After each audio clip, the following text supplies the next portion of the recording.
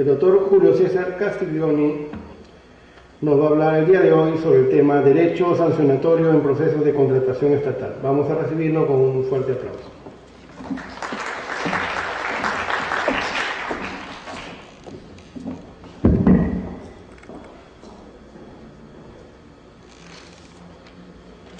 Amigos, tengan ustedes muy buenas noches. Quisiera expresar mi saludo y agradecimiento al Ilustre Colegio de Abogados del Callao, al Sindicato Unitario de Trabajadores del Poder Judicial y a la librería Librejul, precisamente, que se viene a cabo este evento tan importante. En primer lugar, quisiera que acepten mis excusas por este pequeño retraso involuntario, calculando mis espacios de tiempo. Salí con 1 hora de anticipación de mi oficina. Yo estoy en San Borja. Normalmente llego con media hora de anticipación saliendo, llego con 25 o 30 minutos, llego acá, pero el tráfico está pesado, como de repente todos los días, ¿no? Pero eso ha sido el motivo de mi retraso. He revisado los temas que ustedes han visto y que van a seguir viendo durante todo este diplomado. En primer lugar, felicitar a los organizadores. Vienen realizando diferentes tipos de diplomados de orden jurídico, lo cual es importantísimo porque lamentablemente el Estado, cuyo rol fundamental es la capacitación de sus funcionarios, de sus servidores, no invierte en ellos. Y en consecuencia nos encontramos con una administración pública ineficiente, parasitaria, que no siempre está a la altura de las expectativas de lo que busca el administrado en cuanto a todo tipo de procesos, de procedimientos. Y eso es un gran problema, porque evidentemente lo que todos buscamos de la administración pública es que sea una administración pública eficiente. El propio funcionario, el propio servidor de la administración pública muchas veces se siente limitado, o en la gran mayoría de las veces se siente limitado, ¿no? ¿Y por qué? Porque precisamente su propia institución no lo apoya a poderse seguir capacitando. La autoridad que entra, la autoridad que viene, prefiere contratar a otras personas y no invierte en aquellas personas que ya están. Y hay un valor importantísimo de experiencia, de conocimientos. No se explota a estas personas en el buen sentido de la palabra, sino más bien se les margina. Dicen, no, esos son antiguos, vienen de la anterior gestión, van a socavar la nueva gestión, y estamos en una rotación permanente de personas y no vamos a algo tan importante que busca la ley de modernización de la estructura del Estado vigente del año 2002, que es la especialización. Creo que en temas como las contrataciones, como en temas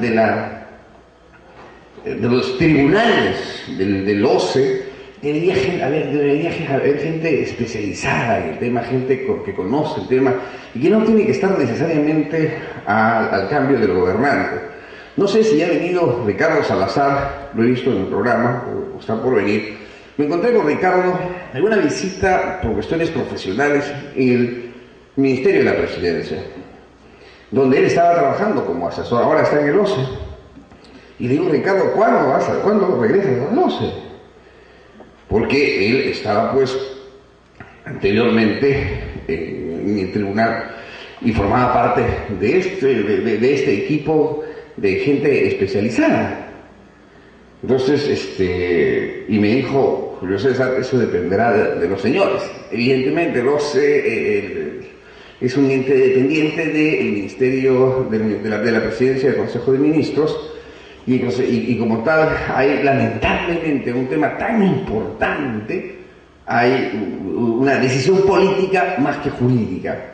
Qué pena porque esto no valoramos a las personas por lo que saben, sino tenemos que estar de repente a gente tan valiosa desperdiciándola porque no es afín a la línea política del gobernante de turno. Y este es un tema, amigos, sumamente importante. Ustedes recordarán que anteriormente a la Ley de Contrataciones y Adquisiciones del Estado, su reglamento, no solo el actual dispositivo, sino los anteriores, y teníamos ingeniamente pues el RUA, el Reglamento Único de Contratación y después el procedimiento, el RUCOP. Pero ¿para qué se dictan estos dispositivos? Precisamente para regular las contrataciones dentro de la administración pública. Nosotros vamos a ver el procedimiento sancionador, las infracciones, pero no tanto las infracciones que se le va a hacer al funcionario que forma parte del comité especial, porque también ahí tiene un tipo de responsabilidad de carácter administrativo, responsabilidad de carácter civil y responsabilidad de carácter penal, que la menciona la ley, también lo establece el 276, la ley de bases de la carrera pública, la misma que dice que es aplicable a los funcionarios en aquello que fuera correspondiente. Quizás las sanciones sí se rigen por la ley de contrataciones, pero el procedimiento, ¿no? Que la comisión especial es la que determina la responsabilidad, que propone al titular del pliego, que emite una resolución, se instaura el proceso administrativo, son 30 días, los descargos, después la resolución de sanción, la reconsideración correspondiente. Pero ¿por qué tenemos que hablar en estos términos? Porque lamentablemente en la administración pública, si uno le quiere sacar la vuelta al Estado, es a través de estos procesos. Y porque la ley así está hecha. La ley está así hecha. Y la ley está hecha para que en la propuesta del proceso de selección, cualquiera sea esta fuera su naturaleza, gana la propuesta más baja y más no la propuesta técnica más importante. Entonces, siendo esto así, en cuanto a los procesos de selección, precisamente a veces hay mucha direccionalidad para quién va a ser la persona que va a ganar el proceso. Donde en la gran mayoría de los casos, hay una encuesta que se ha hecho con la administración pública, el 96% de los encuestados cree que hay corrupción en la administración pública. Yo una vez dije, de 100 personas que trabajan en la administración pública, 96, antes de esta encuesta, 96 están en corrupción. Perdón, 90 yo dije 90, están en corrupción. Y alguien me dijo, hay una voz divina, me dijo, te has quedado corto, son más. Y después vino esta encuesta, dice que 96 personas están en un tema de corrupción. Y por una sencilla razón, amigos, en los procesos de selección, cuando se quiere dirigir un proceso, es a través de las bases. En la propuesta técnica. La propuesta económica nos podemos bajar hasta donde establece la ley. Pero en la propuesta técnica, cuando muchas veces se ponen, por eso pues, hay un tribunal a donde uno tiene que ir, cuando se pone de características especiales. Por ejemplo, una vez integraba el asesor legal de una institución, estaba en el comité especial, pero no participaba en ese proceso, y se me acerca uno de los postores y me dice, doctor, el proceso está dirigido. Y le digo, ¿por qué? Mire, era la compra de vehículos. Miren eso. Características del motor. Están pidiendo, ustedes están pidiendo este motor con estas características. Yo soy un analfabeto en ese tema, no manejo, no sé manejar, ni quiero aprender a manejar. Están pidiendo estos vehículos pesados, ¿no? Están pidiendo esto con estas características.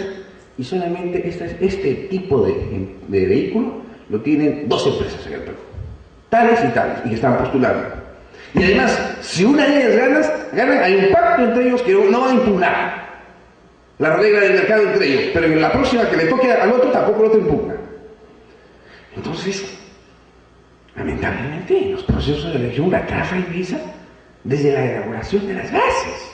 Yo una vez en un artículo escribí de que incluso hay instituciones en las cuales las bases las prepara el postor, porque el comité especial no está preparado. El comité especial no está capacitado para ese tema. Y entonces las bases las prepara el postor, y son esas bases que las vende y las compran ellos, y no hay mayor fiscalización y mayor control. El órgano de control aquí no participa, hay que ir a través de los recursos. Las bases no se pueden impugnar, se puede pedir la observación de las bases, y ahí hay la integración de las bases, todo un proceso que ustedes ya conocen. Pero lamentablemente, en la administración pública, si la gente quiere entrar en aspectos de corrupción, uno de los aspectos es los procesos de selección, donde los postulantes, en forma sigilosa, preguntan si ya tiene nombre ese proceso. Y muchas veces te dicen sí. Y terminas absteniendo. A mí me pasaba como profesional. También entramos a un proceso, dependiendo del monto, para asesorías. Entonces, en determinados lugares me llamaba a algún amigo conocido. Dime la verdad. ¿Ya tiene nombre? Pero no perder tiempo. Sí, Julio César. Ok, gracias, chao, no nos hemos peleado. Pero, ¿eso es honesto? ¿Eso es lo que se busca realmente en la administración pública? O sea, hay unos procesos a veces solamente cuando son servicios, cuando son obras, lo único que falta poner a veces el nombre del postor. Porque le ponen todas las fortalezas del postor, todas. Esto, o sea, todas las que cumple y aquellas que son tus debilidades no las ponen. O el puntaje es inferior. Para que saques en la propuesta técnica saques mayor puntaje frente a los otros. Ojalá, amigos, que en algún momento esto podamos corregirlo por el bien del país, por el bien de la administración pública, por el bien de nosotros mismos. A veces a las personas, a los postores, los obligan a entrar a un carrusel innecesario. Entonces, realmente, creemos que tenemos que hacer un esfuerzo mancomunado en que este tipo de situaciones se deben dejar de lado y en el país, en la administración pública, debe primar la eficiencia, la capacidad, debe primar aquel postor que tiene la mejor propuesta técnica y no necesariamente la mejor propuesta económica, pero la mejor propuesta técnica, realmente la mejor propuesta técnica, no la mejor propuesta técnica en base a las bases amañadas y que muchas veces se han hecho a la medida del postor. Es como cuando uno va a una sastrería y se manda a hacer un terno a la medida. Entonces, evidentemente que nos va a casar perfectamente. Sabemos que viene un proceso y hay personas vinculadas a la institución, al comité, a elaborar las bases y ya está. Y el asunto está y todos aparentemente, el proceso es transparente, público, con presencia de notario, pero nadie se pone a hacer un estudio minucioso sobre los temas técnicos, porque precisamente son técnicos, lo que lo saben son solamente los técnicos. Bien, amigos, vamos a hablar de lo que son las infracciones en las sanciones y en la contratación. En primer lugar, ¿quién es, a través de quiénes se pueden imponer estas infracciones? ¿Qué es el OCE el día de hoy? El fin de semana, yo tengo un programa de radio San Borja de público objetivo de 11 a 12 todos los domingos, y me comentaban que han ido a querer registrar el nombre de OCE y de COPI y ha rebotado. Y ha rebotado porque OCE hay por todas partes y en todo el mundo. Y lo que sí sigue registrado por su COE, y que tiene todavía vigente su inscripción y que aparentemente va a regresar a ese nombre, porque el nombre, la denominación de OCE ha sido observada. O sea, fíjense, le ponemos una denominación a las instituciones y cuando la denominación y de COPI no pasa. Entonces, más allá del nombre, ¿qué es lo que nosotros tenemos, no? Que tiene el organismo supervisor de las contrataciones del Estado, público, personalidad jurídica y una autonomía técnica y funcional administrativa. El Tribunal Constitucional ha señalado que los tribunales administrativos que tienen presencia nacional tienen la facultad del control difuso.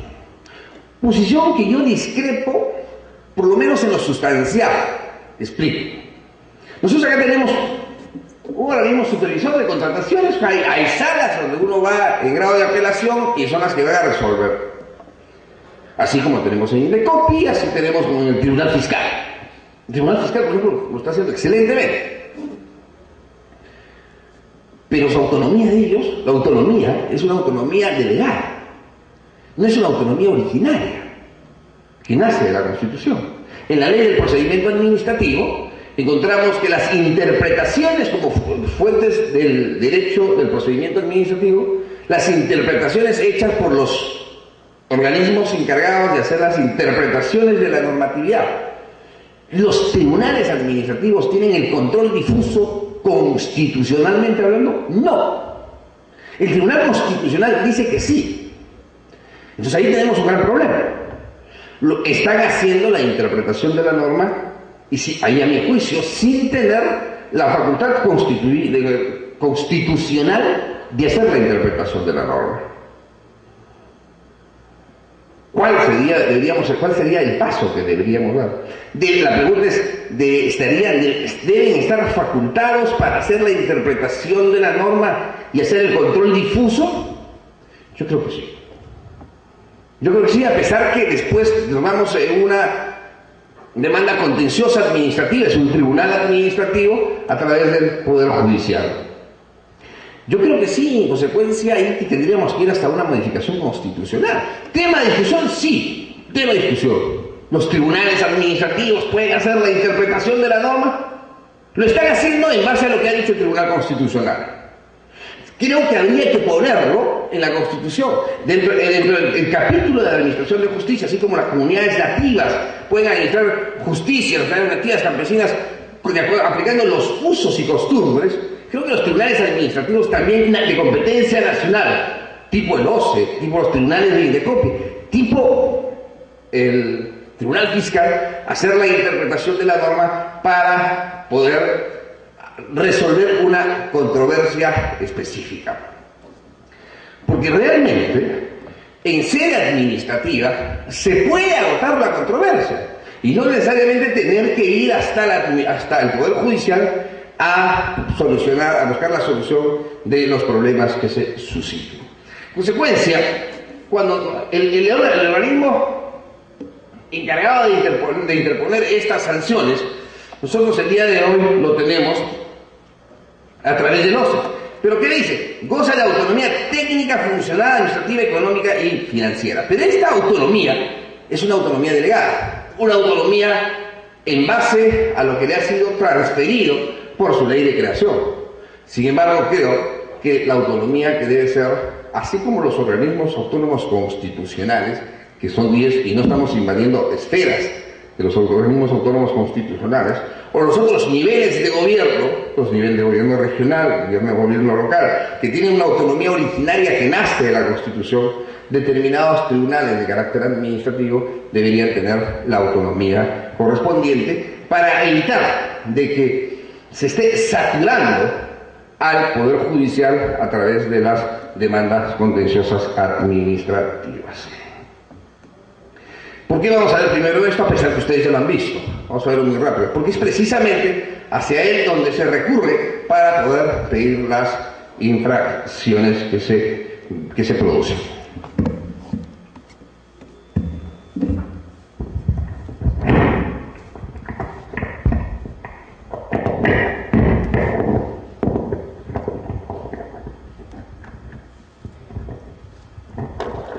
Bien, ¿qué tenemos? Velar, promover el cumplimiento y difusión de la norma y su reglamento. Evidentemente, esto no debe ser solamente en la etapa posterior al proceso. El cambio de estructura, el cambio de denominación, el cambio de incremento, la reducción y la ampliación de algunas atribuciones y facultades ha hecho que muchas disposiciones, ha hecho que muchos acuerdos, ha hecho que muchas resoluciones pasen a no ser parte del derecho público interno dentro de esta propia institución. Entonces, porque no se debe esperar en la administración pública que se cometa el error para al final terminar en la máxima autoridad, sino deberíamos hacer lo que establece la propia ley del Sistema Nacional de Control, el control previo, el control concurrente y el control posterior. ¿Y cuál es el control previo? ¿Cuáles son los caminos que se tienen que tomar? ¿Cuál es, para evitar los problemas que se tienen que haber, cuáles son las decisiones que se tienen que tomar? En la declaratoria de emergencia, con la anterior ley de contrataciones del Estado, ya había algunas disposiciones. ¿Cuáles son los pasos que se deben llegar a hacer en las exoneraciones que se hacían a través de los personalísimos?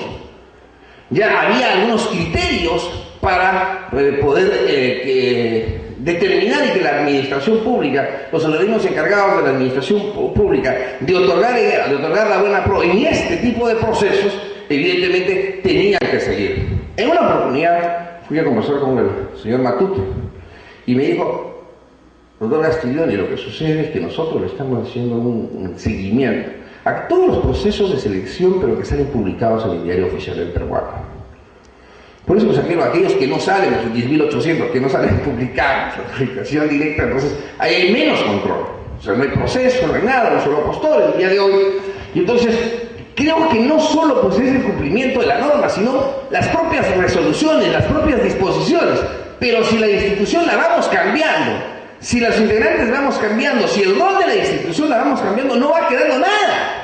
Porque una de las fuentes del derecho administrativo público, precisamente, son las resoluciones que emiten estos organismos encargados de interpretar la norma o de aplicar la norma. Y no necesariamente tenemos que reducirnos al cumplimiento de la norma y su reglamento, sino las demás disposiciones colaterales, las resoluciones que sirven como precedentes para que se pueda tomar alguna decisión. Porque no olvidemos, y dentro del propio procedimiento administrativo hay algunos principios, entre de ellos, entre los principios es el principio de igualdad, el principio de predictibilidad. No puede haber diferenciación entre una interpretación con la otra interpretación. Entonces lo que tenemos que buscar es el fortalecimiento de las instituciones, el fortalecimiento de los tribunales para que puedan defenderse un solo criterio sobre determinados aspectos. Directivas en materia de su competencia, muy pocas hemos visto, lamentablemente, en los últimos tiempos.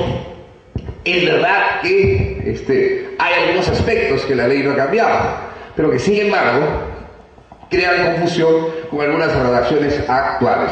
En última instancia, administrativa.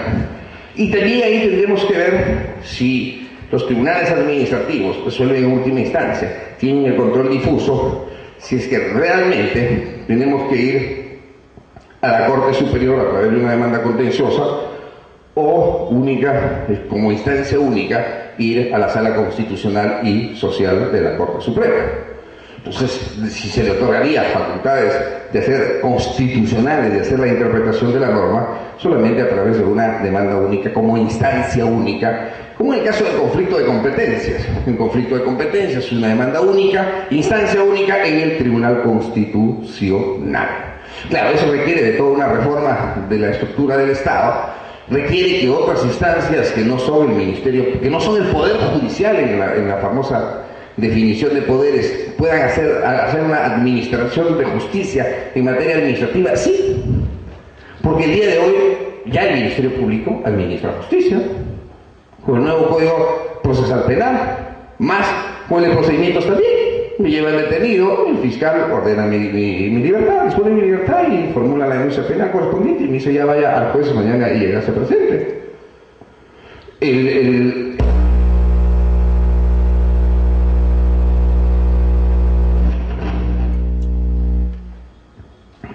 El Tribunal Constitucional administra justicia, control difuso, control concentrado.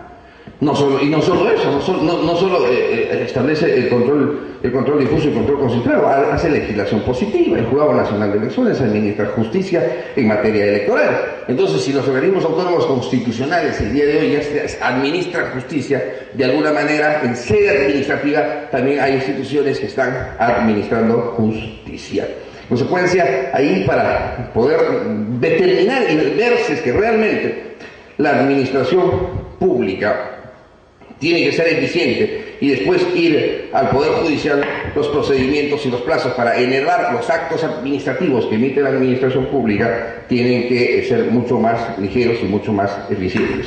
Hubo un proceso de selección en un gobierno local en la cual se impugnaba el otorgamiento de la buena pro a una empresa, con este problema del vaso de leche, que es realmente una tremenda corrupción que hay desde el comité, de los beneficiarios, desde las madres y todo lo demás. Solamente era por un año. Se impugnó el proceso, se fue al Poder Judicial. 3 años en el Poder Judicial. Y aquí le otorgan la buena pro.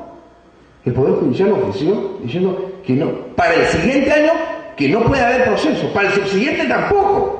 Al 4º año salió la sentencia y recién dijeron, el Poder Judicial dijo, entonces pueden convocar para los subsiguientes años. Oiga, los beneficiarios estaban muertos. Los niños, los ancianos, los teresianos, las madres gestantes. Entonces, temas de esa naturaleza no pueden paralizarse, pues. Porque evidentemente el impugnar significa suspender todo a través de la demanda contenciosa administrativa y una medida cautelar que puedan obtener inmediatamente. Los procesos de las contrataciones que se realicen, este es un tema complicado, porque si bien es cierto supervisar y fiscalizar los procesos de contratación que se realicen, la ley establece, esto es cuando se agota la vía administrativa en la institución que convoca el proceso. Un postor no impugnó el otorgamiento de la buena pro. La máxima autoridad esperó que alguna impugnación no se hizo, firmó el contrato y al momento que también se firmó el contrato no hizo nada y lo que hizo fue en queja al OCE. Y no se declara fundada la queja. Entonces la gran pregunta era, y entonces dice que se debe tomar en cuenta, porque le habíamos cerrado, un postor que no había entregado su propuesta por mesa de partes cuando las bases no decían que debe entrar por mesa de partes, sino en el acto público tenía que entregar la propuesta. Y lo descalificaron por eso. Pero el señor no impugna en la institución, no impugna administrativamente, se le queja al OCE. Cuando el OCE declara fundada la queja, ya se había otorgado la buena pro y estaba en ejecución. ¿Se podía suspender el procedimiento? No. Porque el señor podía ir en ese caso irse al Poder Judicial, ni a cautelar, ni suspender, pero ya no, porque no había impugnado el ser administrativo, no había interpuesto el recurso de apelación correspondiente en el otorgamiento de la buena pro. Entonces, esto de supervisar y fiscalizar los procesos de contratación es en tanto se acuda a través del agotamiento de los procedimientos internos. El Registro Nacional de Proveedores sí me parece sumamente interesante. En una institución pública, no solo en una, en varias instituciones públicas, se ha otorgado la buena pro a personas que no tienen vigente el Registro Nacional de Proveedores. Y eso es facilísimo, entrando a la página web. Ven si uno está hábil o no está hábil. ¿Por qué? Nos otorga el pago que nosotros hacemos en función a los montos que hemos girado, nos otorga la autorización por un año. Pero hay muchas instituciones a las cuales se le ha otorgado sin que estén inscritos en el Registro Nacional de Proveedores. Desarrollar y administrar el sistema electrónico de contrataciones, el SEARCE. Bueno, el SEARCE, pues, igual con el SNIF, es un mal necesario para la administración pública.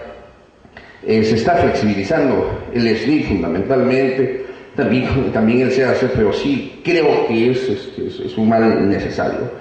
Lamentablemente todavía en la administración pública no tenemos conciencia de las cosas cuando se habla de obras, de las obras que se deben hacer dentro de una institución. Normalmente los organismos autónomos que tienen una autonomía económica y que lamentablemente tienen una equivocada interpretación de lo que esto significa. Los temas de los arbitrajes, ¿no? Nosotros tenemos en estos momentos un arbitraje con un árbitro, arbitrajes unipersonales en el propio OCE, nos parece una situación bastante interesante. El arbitraje es una forma el día de hoy de solucionar las controversias. Debemos fortalecerlo, sí, debemos fortalecerlo, y cuando está establecido en la norma hay que acudir a él. Designar árbitros y resolver las recusaciones sobre los mismos, absolver consultas sobre la materia de su competencia. El tema de las consultas. Estos cambios, estas idas y venidas que han habido, lamentablemente, han hecho que este organismo técnico no pueda absolver las consultas en forma continua. Y es necesario, es necesario. Las leyes de contrataciones, adquisiciones del Estado, el 083, el 084, ya había algunas consultas, ya había algunos criterios, había algunas publicaciones sobre consultas que se habían formulado, y esto es importante porque sirve de precedente. Vamos, son cuestión de segundos, nos vamos a apartarnos en el tema del procedimiento administrativo, en el tema de la aplicación de las normas. ¿A qué institución podemos acudir para consultarle qué norma debemos aplicar? Le consultamos al MEF, el MEF dice no o sí, dependiendo si le interesa económicamente el tema. Y le consultamos al Ministerio de Trabajo, y el Ministerio de Trabajo normalmente termina opinando en contra de lo que dice el MEF. El Ministerio de Justicia a veces te absuelve la consulta y a veces no. No hay una institución encargada de que nos diga cuál es la aplicación de la norma correcta en este momento. Los encargados de la interpretación, los tribunales administrativos, el Poder Judicial, el Congreso de la República, el Tribunal Constitucional, sí pues, pero en la aplicación de una visión simple de un organismo encargado de que me diga, de alguna manera nos oriente. Ustedes recordarán, en la época de Velasco se creó el INAP, no es que tenga nada con ese señor que destruyó al país. Se creó el INAP y fue desaparecido en la época de Fujimori. Pero ahí más o menos andaba, con muchos errores, es verdad, pero ahí más o menos andaba. Yo tengo hasta ahora 4 libritos de las opiniones que emitía el INAP sobre las interpretaciones, cómo debería aplicarse la norma. No hay en nuestro país una institución que diga sobre las opiniones. Los colegios profesionales, los que somos abogados, en el colegio tenemos una comisión que se llama comisiones, de una dirección, comisiones y consultas. Se hacen consultas extraordinarias, amigos. ¿Pero en qué queda? Va a la dirección, absuelve a un profesional, la dirección le remite a un profesional, el profesional la absuelve, se le envían a la persona y punto. Y el profesional que ha absuelto la consulta le paga el 50% de la consulta, el otro 50% va para el colegio. Pues el colegio ni siquiera hace el esfuerzo de publicar esas consultas, porque estas consultas se convierten en opinión institucional.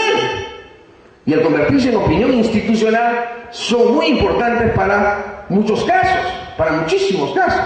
No se publica y que debería publicarse, porque de alguna manera sirve de una orientación a quienes estamos vinculados en esos temas.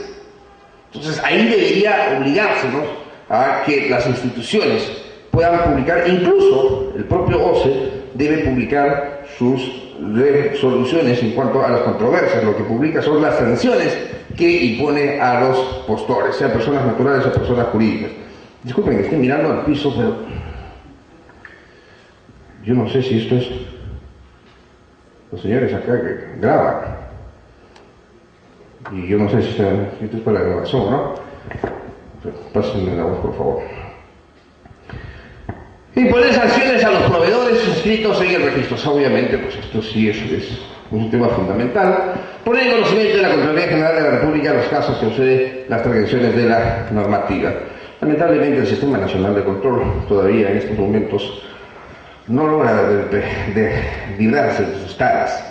No hace control previo, no hace control concurrente, hace control posterior, espera que nos equivoquemos, espera que la administración pública se equivoque y ahí saca la guadaña y empieza a cortar la cabeza, pero no hace lo que debe hacer ni lo que la ley lo dice y que también los contralores a nivel de todos los tiempos lo han venido diciendo. La explicación para mí es muy sencilla. Mientras se siga designando al contralor por parte del Congreso de la República, que viene a ser una designación de carácter político, en consecuencia, estas instituciones de carácter técnico no van a funcionar. Alguna vez hemos sabido que se ha hecho una acción de control en el Congreso de la República. Dice, no, en la comisión, entre ellos, la comisión de ética, entre ellos. O sea, una acción de control del gasto que hace el Congreso de la República. Nunca. ¿Y por qué no se podría hacer? ¿Por qué no se debería hacer? Claro que se debería hacer. Es un poder del Estado, el dinero que administra, el dinero que tiene, el dinero de nosotros, de todos los contribuyentes. Pero ahí tenemos la gran limitación. Claro, ¿quién se mete a poder fiscalizarlos aquellos que han votado y que te han elegido. Cuando el Tribunal Constitucional emite sus sentencias con las exageraciones que comete, se sale de la ley a cada rato. Los primeros que se le van encima son los propios congresistas, como diciéndole, oye, pero si nosotros te hemos puesto ahí para que hagas otra cosa. O cuando hacen interpretaciones caprichosas también con criterio político. O sea, las instituciones técnicas no deberían estar teñidas del criterio político. Los dos son representantes del Tribunal Constitucional. No se va a decidir. Yo creo que si esta vez no se decide su designación, ya será el próximo Congreso, y menos la defensora del pueblo, que creo que el próximo mes en junio se le vence el periodo para poder haber sido designado. Creo que será el siguiente Congreso. O sea, creo que ahí tiene que haber un mecanismo distinto. No tengo nada contra las personas que ejercen la política, pero a lo que voy es eso que se reclama en la ley, ¿no? Eso que se reclama en la ley, la capacitación, la especialización. Entonces, donde tenga que primar otros criterios, menos los criterios políticos. Suspender los procesos de contratación en las consecuencias del ejercicio de funciones, transgreda la norma y las contrataciones. Pero ahí hay que utilizar los recursos correspondientes. Desconcentrar sus funciones en órganos de alcance regional. Un tema que hasta el día de hoy no se ha realizado. El INDECOPI sí lo está haciendo. Creo que deberían haber tribunales a nivel de los gobiernos regionales, sí. Pero esto requiere una etapa de capacitación, una etapa de preparación. Porque si los niveles de decisión van a pasar a los gobiernos regionales, no existe regiones, pero sí existen gobiernos regionales, y en consecuencia debería haber por lo menos en cada región uno. Por lo menos en cada región. En el tema tributario, la presidenta del Tribunal Fiscal ha señalado que más del 60% de la carga procesal que tiene son las apelaciones que vienen de los gobiernos locales. ¿Y por qué? Porque sencillamente a alguien se le ocurrió meterlo todos los temas tributarios al Tribunal Fiscal. El Tribunal Fiscal es el único a nivel nacional. O sea, volvimos al centralismo, la acumulación de la carga procesal, etc. Ahí hay un gran problema. Entonces, yo creo en desconcentrar sus funciones con órganos de alcance regional. Sí, yo creo precisamente que debería haber estos a nivel nacional. Mucho depende de la política, depende del presupuesto, depende de qué personas estén dentro de las instituciones. A los gobernantes de turno no les gusta transferir poder, a nadie les gusta. ¿Por qué? Porque pierden poder, pierden capacidad de decisión. Y eso es malo, eso es un cáncer que también deberíamos eliminar. Bien, visto esto, vamos a ver las sanciones contra los contratistas. Hemos dicho que más o menos ustedes ya saben las sanciones a aquellas personas que integran el comité. Responsabilidad del contratista. Es responsable por la calidad ofrecida por los servicios, ocultos en los bienes o servicios ofertados, un plazo no menor de un año, contados a partir de la conformidad otorgada por la entidad. Aquí hay varios temas. Yo recuerdo un proceso de selección, que era la construcción de una obra. El postor se bajó a lo mínimo en la propuesta económica. Y lamentablemente, pues nuestras leyes están así. Entonces, al bajarse lo mínimo, no había posibilidad de que con la propuesta económica y la propuesta técnica de descalificarlo en ese entonces. Ganó la propuesta, ganó el proceso, la licitación pública, y entonces en la institución, por contratar nuestros servicios de una asesoría externa, que nosotros vimos, más allá del ingeniero residente, más allá del ingeniero de obra, y el supervisor, un ingeniero que supervise permanente mañana, tarde y noche la ejecución de la obra, el cuaderno de obra. ¿Para qué? Para que se haga la obra que está establecida en la propuesta. O sea, se le ponga la misma cantidad de cemento, la misma cantidad de fierro, la misma cantidad de capa asfáltica. No se le saque la vuelta a la obra posteriormente. La obra habría avanzado a un 60% y pidió el incremento del presupuesto por adicionales, los famosos adicionales. Pero no había contingencias, esta era suma alzada, no había demostrado ninguna contingencia. Entonces no había por qué un adicional. No se le dio, no demostraron. La fiscalización, la supervisión dice que no, el cuaderno de obra tampoco. Bueno, ¿qué hace? Siguió exigiendo, no se le dio, hizo abandonado la obra. O sea, ¿dónde está el tema? El tema estaba que me bajo al metido al piso, gano el proceso, pero no le pongo la misma cantidad de fierro que he ofertado, no le pongo la misma cantidad de bolsas de cemento que he ofertado, no le pongo el mismo grosor en la capa asfáltica. O sea, voy a estafar al Estado. Y lamentablemente, como la administración pública no supervisa, entonces se produce eso todos los días. Y aquí pues obvio que tiene que haber una responsabilidad. Pero aquí también tiene no solo del contratista, sino también de la conformidad de obra para el momento de la entrega de la obra, la conformidad del supervisor de obra, la responsabilidad del ingeniero residente. Porque para eso, y en el caso de las obras, para eso existe un cuaderno de obra. Entonces tiene que hacer la fiscalización correspondiente. O sea, si bien es cierto, hay una responsabilidad del contratista, pero para que esta persona incumpla lo que ha ofrecido, ¿qué ha tenido que haber pasado? Complicidad de aquellas personas que tenían que ver todo el cumplimiento de la propuesta técnica. En consecuencia, ahí ya estamos hablando de defraudación al Estado, interés en los contratos, ilícitos penales bastante graves. La responsabilidad no podrá ser inferior de 7 años contados a partir de la conformidad de la recepción total o parcial según corresponda. Evidentemente que sí, porque estamos muy mal acostumbrados, ahora peor todavía a nivel de los gobiernos locales, los gobiernos regionales. Felizmente que los gobiernos regionales ya han tenido que pedir licencia con 120 días, pero ahora que estamos en procesos electorales, la política del parchado de la pista, y en vez de hacer una nueva pista, porque la política del parchado de la pista te sale más caro que hacer la pista, entonces vienen a hacerse pues, obras con un tema coyuntural, situaciones que desnaturalizan todos los procesos de selección y simplemente para maquillar alguna acción que ha venido llevándose en forma irregular. Creo que aquí el OCE tiene que tener una labor mucho más agresiva, no la tiene en estos momentos. No la tiene porque se está reduciendo a un tema estrictamente administrativo, recibir expedientes, resolver, designar árbitros, debe cumplir un rol mucho más importante. Culpa del OCE no, culpa de las autoridades que permanentemente paran cambiando hasta la denominación, las propias leyes y el propio rol de las instituciones. La facultad de interponer las sanciones, desde la inhabilitación temporal, definitiva, sanción económica, proveedores, que en la práctica viene a ser proveedores, participantes, postores. Los proveedores son los participantes, los postores, contratistas, expertos independientes.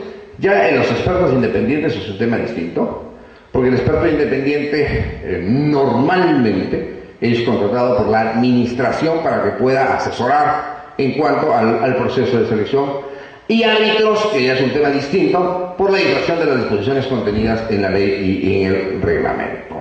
Entonces, ¿hay una facultad? Sí, hay una facultad, pero una facultad de imponer sanción. Lo que debemos tener en claro, que las sanciones son sanciones después que has terminado todo el proceso. O sea, sanciona una conducta, una infracción a la norma. Es el derecho sancionador, sí, pues no se ha tarado, me van a decir más algunos de ustedes.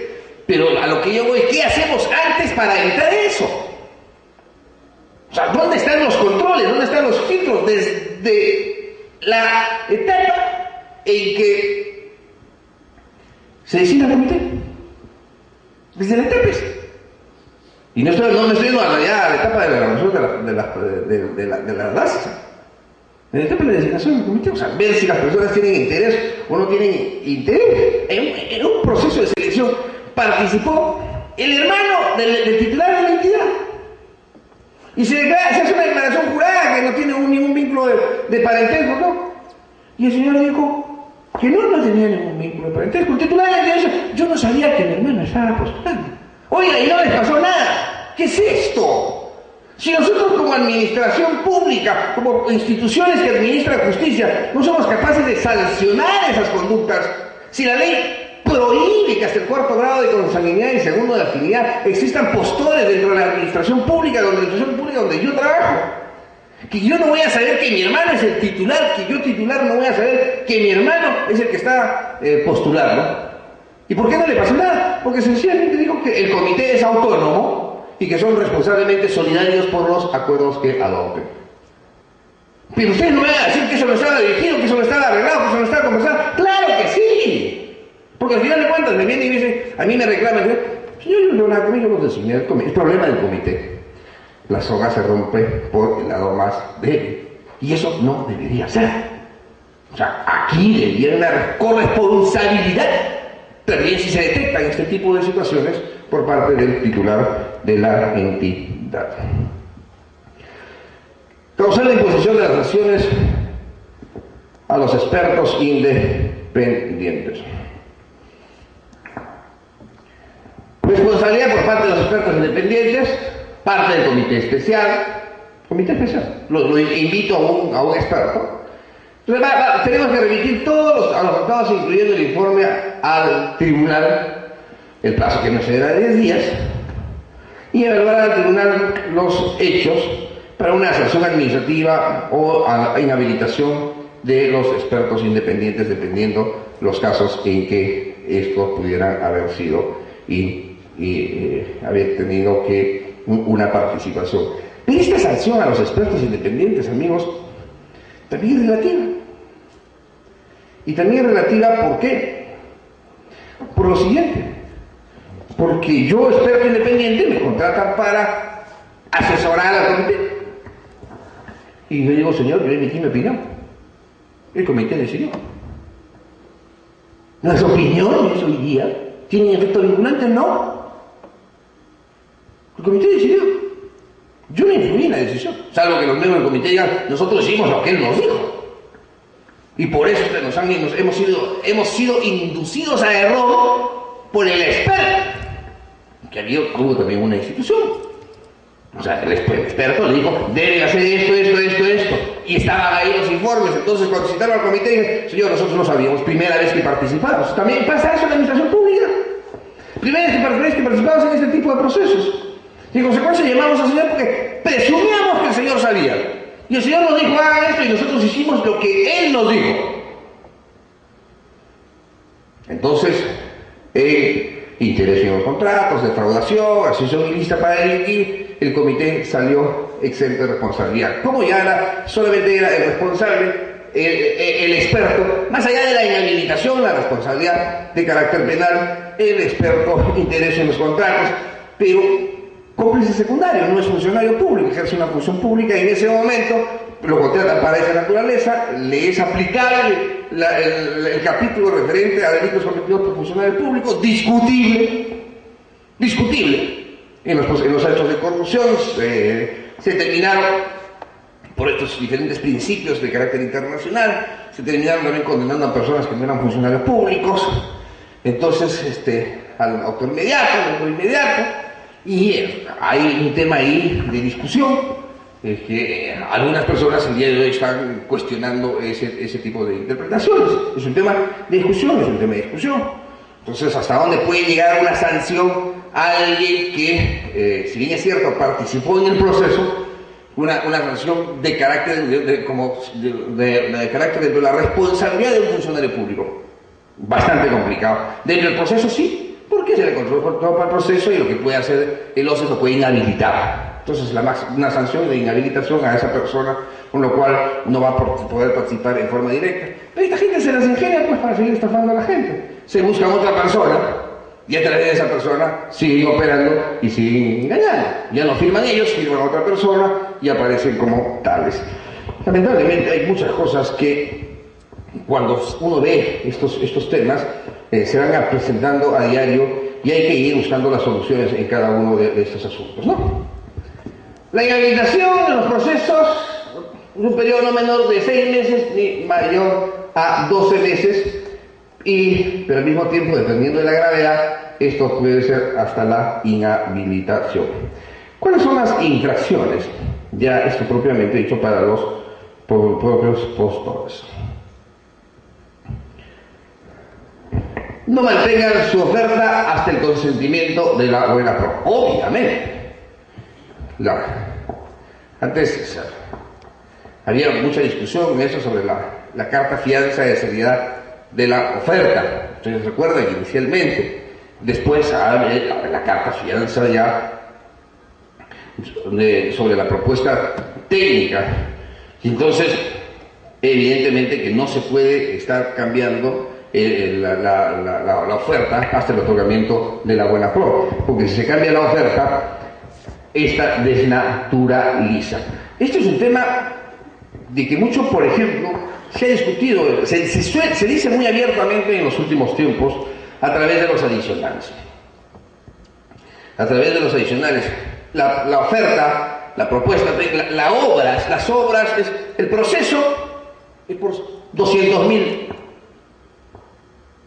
soles, por citar una cifra. Pero al final termina siendo 400.000. Hay una desnaturalización de las bases, hay una desnaturalización de la propuesta, sí. Hay una contravención del debido procedimiento en ese proceso de selección que afecta el derecho de los otros postores. Claro que sí. Porque si había un monto de cuál era la propuesta y después esta con los adicionales, los agregados, los incrementos, termina siendo el doble o el triple, hay una total desnaturalización de la propuesta técnica, claro que sí, de la propuesta económica también. Entonces, ¿hasta dónde podemos llegar en eso? Nadie dice nada sobre particular. Nadie dice nada. Porque si yo postulo por un monto, y después termina el monto ser 2 veces o 3 veces mayor del monto que postulé, los otros que postularon no están siendo afectados en ese derecho cuando el monto era inferior, 3 veces inferior. Claro que sí. La sociedad no está siendo afectada, claro que sí. Pero ahí nadie dice nada. Hay un tema, hay un vacío de la norma, sí pues, pero entonces esto debería de irse mejorando y debería de irse corrigiendo. Hasta la suscripción del contrato. El problema es de la suscripción del contrato. Una vez suscrito el contrato, ya lo que viene solamente es el incumplimiento contractual. El incumplimiento contractual por parte de alguna de las partes, ¿no? O los adelantos o la ejecución del trabajo que debería hacerse. Injustificadamente, recibía justificadamente la orden de compra o de servicios emitida a su favor. Una infracción es que no mantengan la oferta. No mantener la oferta significa desnaturalizar el propio proceso. Si yo tengo una oferta y si después la cambio, lo estoy desnaturalizando todo el proceso. El comité no debe permitir este tipo de conductas. Si yo varío mi oferta una vez que la he propuesto, me han otorgado la buena pro, ya no la puedo modificar, obviamente, porque me la han otorgado por esa oferta que he hecho. Pero en el camino la quiero cambiar, evidentemente debo ser excluido del proceso. Y si no hay ningún postor, el proceso debe ser cancelado. Porque si no, de otra manera, lo único que se está haciendo es desnaturalizar los procesos en cuanto al otorgamiento de la buena pro. De lugar a la resolución del contrato, orden de compra o servicios por causa atribuible a la parte.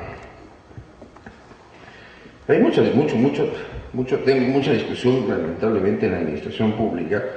Esto es un tema que a veces nos compete a los abogados entre resolver el contrato y la resolución y la rescisión contractual.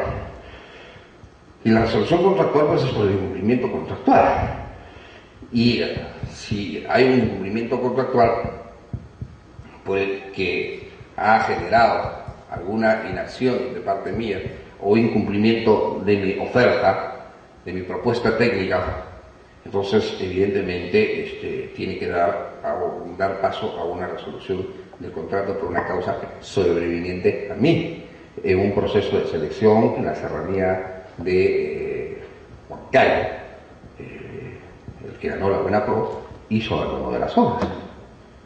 Y el tema era que le habían pagado más del 70%. Y solamente había avanzado el 30%.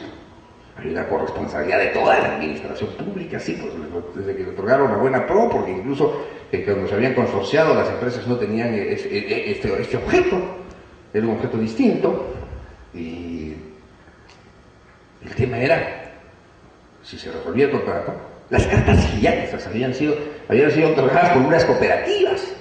La superintendencia de Banca Seguro dijo que las cooperativas no pueden otorgar cartas fianza.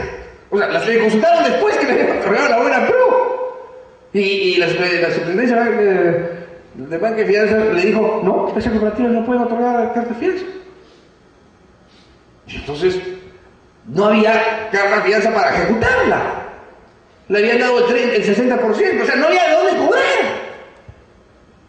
¿Y qué hacer? Resolver el contrato, pero no voy a cobrar nada. Ya, ¿y qué se venía? Se venía la temporada de lluvias.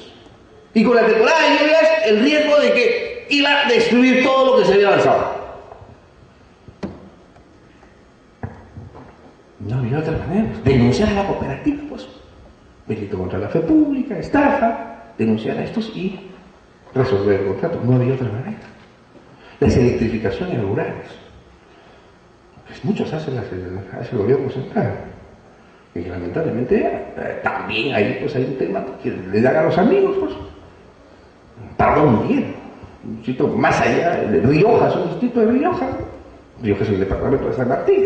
Y si nosotros, Rioja, Nueva Cajamarca, Pardo Miguel, y si seguimos, bajamos por Amazonas, por Bajo Grande y Nueva Chica, porque entramos por Tarapoto, y con aviones, si vamos a avión o por tierra.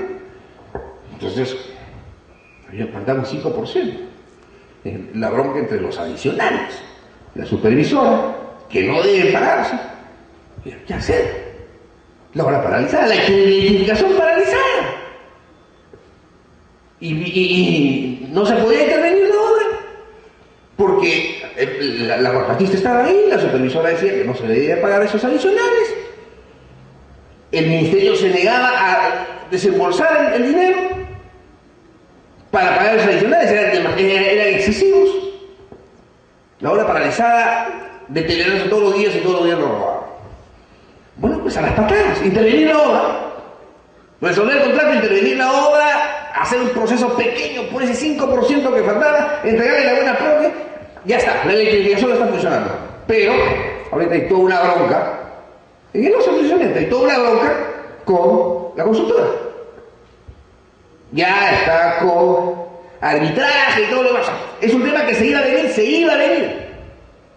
Se sabía, o sea, éramos conscientes, cuando nosotros orientamos a los clientes, éramos conscientes que la contratista se iba a ir al OCE y no se iba a ir, o sea, un arbitraje. El ministerio era consciente también de eso, pero no había alternativa porque si no la obra, la electrificación no funcionaba. Y hubiéramos estado discutiendo si es que se le pagaba o no se le pagaba. Entonces, hay temas que, lamentablemente, están muy amarrados y tienen que ser más flexibles. Señor, tú no incumples la obra de acuerdo a la propuesta. Los adicionales que dices que fueron no justifican, no están demostrados en el cuaderno de obra. La supervisora no ha dado visto bueno para esos adicionales, entonces no fríes, pues. Si tú no entregas la obra, entonces te intervengo la obra inmediatamente. Porque en caso contrario, quien termina perjudicándose es la población en este caso. Poblaciones abandonadas, las zonas altoandinas o los lugares más empobrecidos donde hay estas electrificaciones. Hayan entregado el bien prestado en servicio resultado a la hora por existencia de vicios ocultos. Claro, los vicios ocultos es un tema evidentemente complicado, ¿no? Nosotros lo sabemos cuando los que somos abogados, no necesariamente ese tema tiene que ver los abogados, ¿no? Los vicios ocultos son...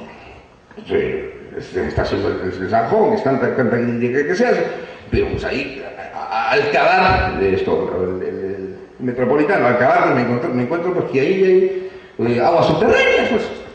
Son vicios ocultos, pues, ¿no? Pero eso hay que poner en comunicación inmediatamente, y ahí hay que ver cuál es el tema a solucionarlo, porque hay situaciones que son de carácter imprevisible. Contraten con el Estado estando impedidos para ello. ¿Qué hacer en estos casos, amigos? Realmente es sorprendente. Disculpen la exageración, a veces yo exagero en la utilización de mis términos, y para agarrarlos a patadas a los integrantes del comité. Otorgar la buena pro a quien está inhabilitado, uno, o a quien no tiene su registro vigente. Y le entregaron del mes anterior, ya se había vencido. Si es tan sencillo entrar a la página y verlo, chequearlo. Entonces, y de todas las buenas pro. Y muchas veces hasta ya y suscriben el contrato.